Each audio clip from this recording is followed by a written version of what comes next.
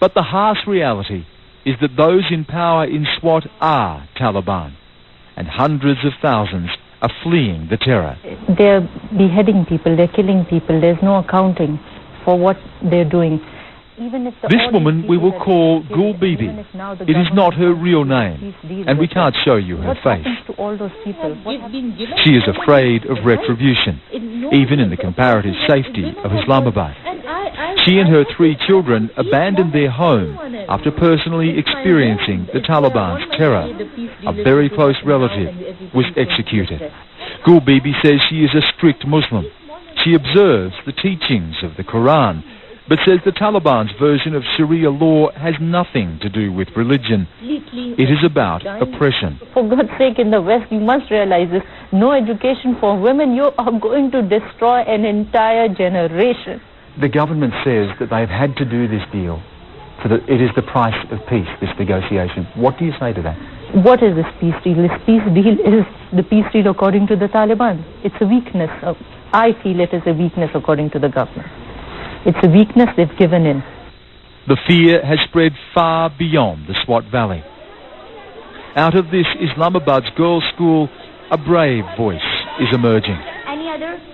Tuba Sahab is only 11 years old, but she is wise beyond her years. This little girl is speaking up where others are falling silent. I want to give peace to my country, to my nation, everyone. Tuba is a poet. Her writings already winning awards and fame. She regularly appears in newspapers and is interviewed on radio. Yes, this is the place where I work.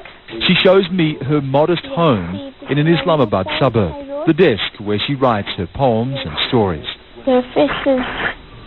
She turns her pen to the suffering of children like her in Swat. Their faces like the angels, washed with their blood. They sleep forever as with anger. As a young girl, Tuba knows that in Swat, the Taliban would not allow her to go to school. This is really very, very shocking to hear that after 4 the girls should not go to school. It means they're taking us back to the Stone Age.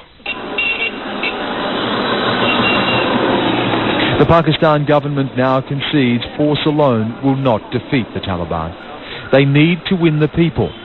People worn down by conflict, looking for certainty, even if it is the brutal certainty of Maulana Fazlullah. Nobody took the situation. But skeptics like Gul Bibi see only danger. I have 3 kids, for God's sake.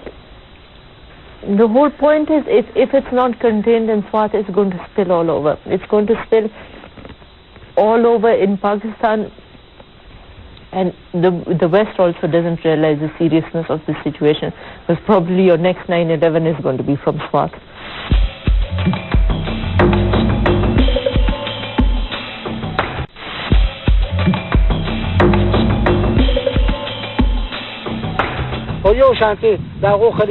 Haji Muslim Khan sits on a mountaintop overlooking the Swat Valley. All around him he can see what the Taliban has won. Muslim Khan spent 4 years living in the United States. That exposure did nothing to soften his heart to Western values. He returned to Pakistan intent, he says, on jihad.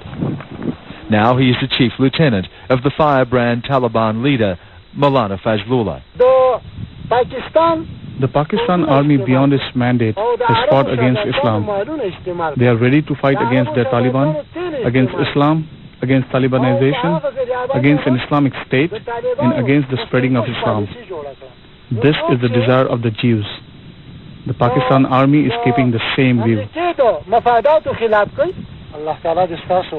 When Allah wishes, He can sustain religion in one place. Allah the Pure is observing us. For us, Allah is watching us and testing us.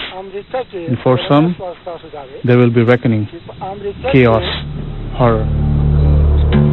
For Pakistani television journalist Musa Khan Kel, that reckoning and horror came just 2 days after the announcement of the Swat Valley ceasefire.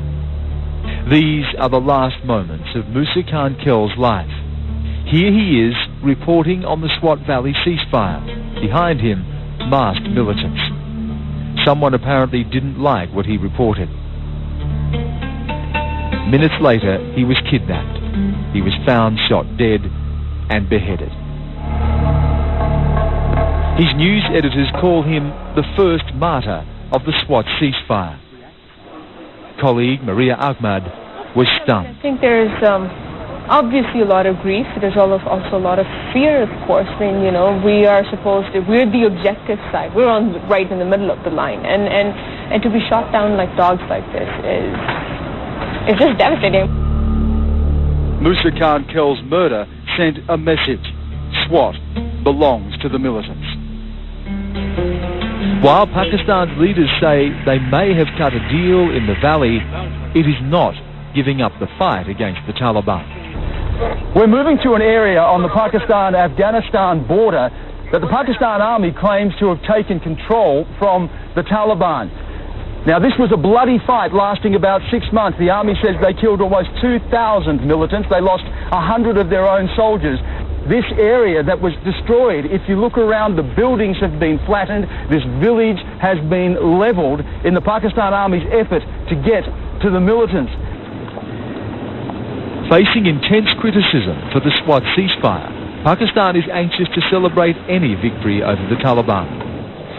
Here in an area known as Bajour, which neighbours the Swat Valley, Pakistan's army believes it has won a battle. The army flew CNN and other journalists to the front line of its success. Here in Bajour, the troops are battle-weary, but keen to show us how they routed the Taliban. Taliban, good fighter? No good. No good. You are a good fighter. Number one. The military presence in Bajour remains strong. The men here, part of 120,000 troops stationed along Pakistan's border with Afghanistan. The commanding general here calls the Taliban a, quote, tough nut to crack. Despite militant claims of a ceasefire here too, Major General Tariq Khan insists that unlike the Swat Valley, no deal was done. We have not done this at the goodwill of any militant. We have done no negotiations. We have not spoken to any militant. We have refused to negotiate with any militant. But this was a carefully managed media event. Even down to a ceremonial surrender by local tribespeople, previously loyal to the militants. Looking on, one group of locals still armed.